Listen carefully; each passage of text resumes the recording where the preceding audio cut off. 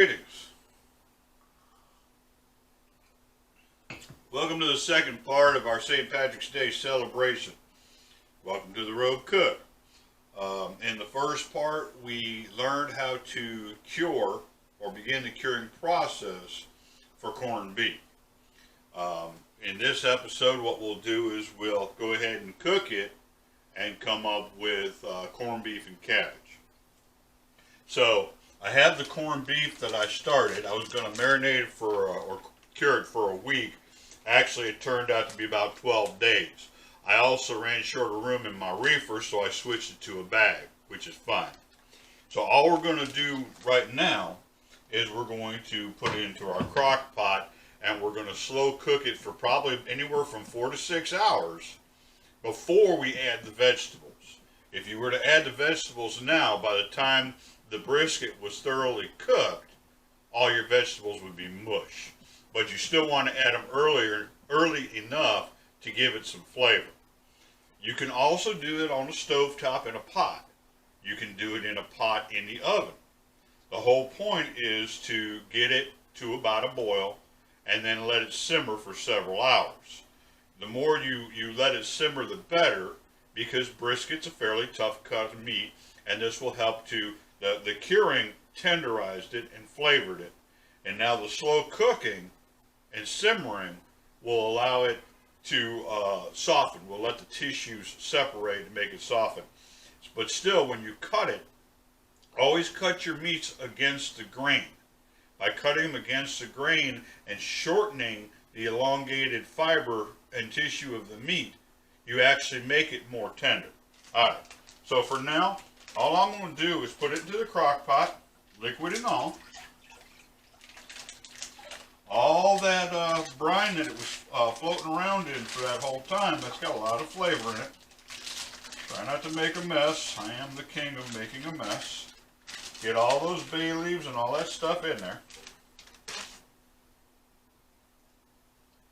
Alright.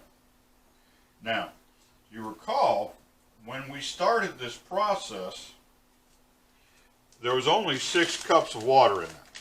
So this brisket is not completely submerged. This one actually has enough on it because as it gets hot, it will shrink. That's another thing. When you're cooking your corned beef brisket, don't be surprised if it comes out to be about 2/3 of its original size.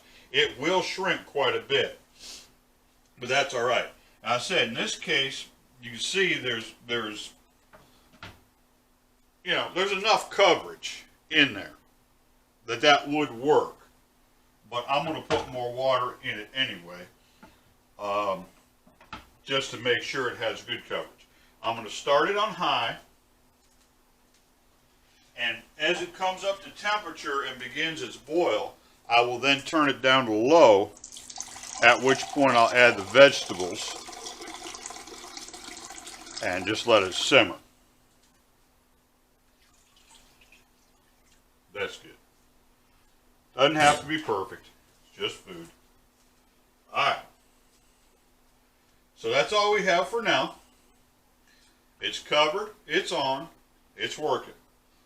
I'll come back and check it in 4 hours. And if it's ready for the vegetables, we'll go from there. If not, I'll let it go longer. In the meantime, have a great day. And we'll see you later. Alright. Welcome back. It's been about 4 hours. The corned beef is pretty much done. This is what you'll find with stewed meats. It's cooked, but it's drawn up and it's tight and it's tough. What it needs to do is to continue to cook. And now what will happen is it will start to relax and the tissues will start to separate. That's why if you take a boiled or a stewed meat and you do it long enough, you can just easily shred it. Right now, this is tough and would even be difficult to cook, but it is finished. Alright, so now I want to add my vegetables. I have carrots, potatoes, and cabbage. This is the traditional corned beef and cabbage. I have nice baby potatoes that I'm going to leave whole. I mixed the reds with the whites. These are all washed and clean. Combination, there's roughly a pound. I got about a half dozen carrots that I washed and I cooked into hunks of various sizes. What I want to do is I want these in first because these really need to be submerged. And if I can't get them completely submerged, I'll pull the meat back out and put it on top. I took that whole hunk of meat when I was testing it to see if it was cooked, and I cut it in half so I have more room to work in here. Those halves are in there, but it leaves me a little bit more room to work.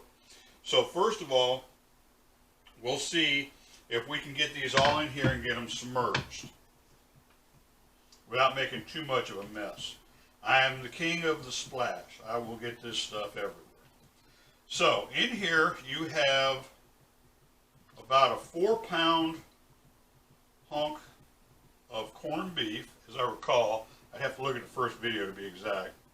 You got combined 1 pound of baby potatoes, about a half dozen carrots that are chunked up, and the head of cabbage I had was huge, so I'm only going to put in a half a head. And yeah, I'm probably going to pull this meat out and put it on top. But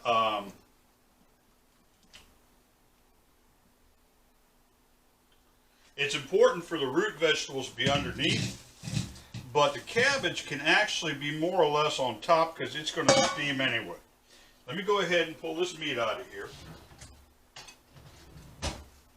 Get a chance to see what it looks like anyway. Like I said, my original piece, I cut it in half.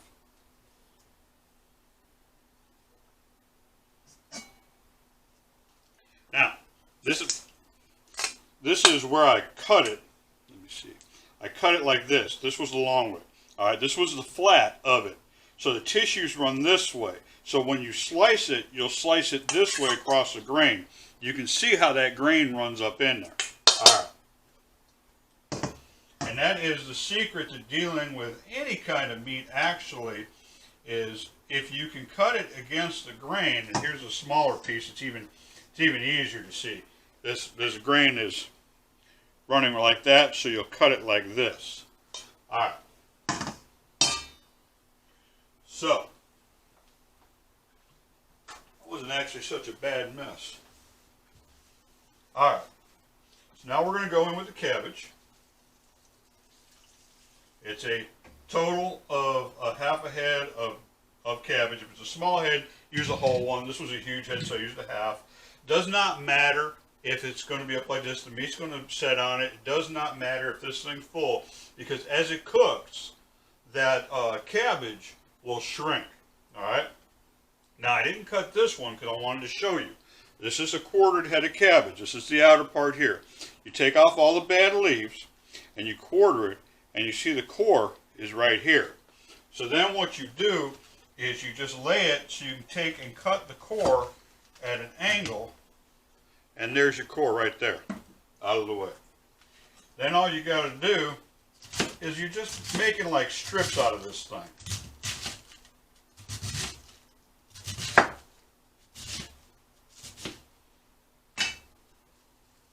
See, this is a wedge of the strip. It's just a nice big strip like that. It'll get nice and steamy, nice and soft. And that's actually my telltale for when this dish is complete, is when you can take a fork and easily stick a fork into the potatoes and carrots, and when the cabbage is just wilted, soft, and delicate. All right. Now we'll take these puppies and put them back in here. And I'm not concerned if they're completely under the water right now. They are cooked. This whole dish is going to shrink. I will come back and monitor it. See, now everything's under the water nicely. I may lose a little juice before it's over. That's fine. It's all good. Earlier I said I was going to run it on high till it started to boil and then turn it down. But the way things came together very nicely, actually, I never did take it off a high, so it's still there now. And what I'll probably do is I'll probably come back and pull a little of this juice out of here. But for the time being, I'm just going to monitor it and see how it does. Everything is submerged except for the meat. The meat is done, and this will continue to cook. If things do not shrink and fall into place, like within the next half hour, then I'll come in and I'll pull out some of the juice. I might chop up the meat so it is in the mix more. But for the time being, I'm going to leave it like that. It's okay if the top's up. If it bothers you, take a hunk of tin foil and put a hunk of tin foil around it. It'll be fine. All right, that's going to need probably another 2 hours. So we'll see you soon. All right, welcome back.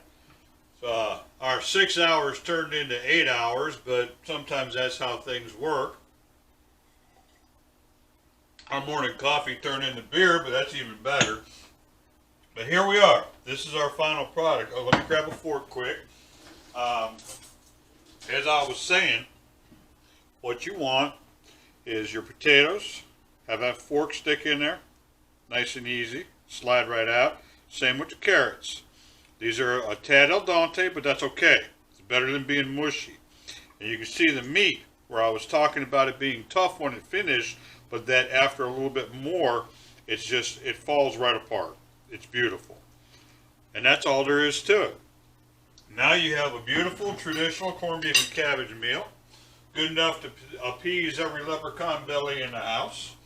And a happy St. Patty's Day to you. Thanks for stopping by the Road Cook. Eat well, have a great day, and be good to one another. We'll see you next time.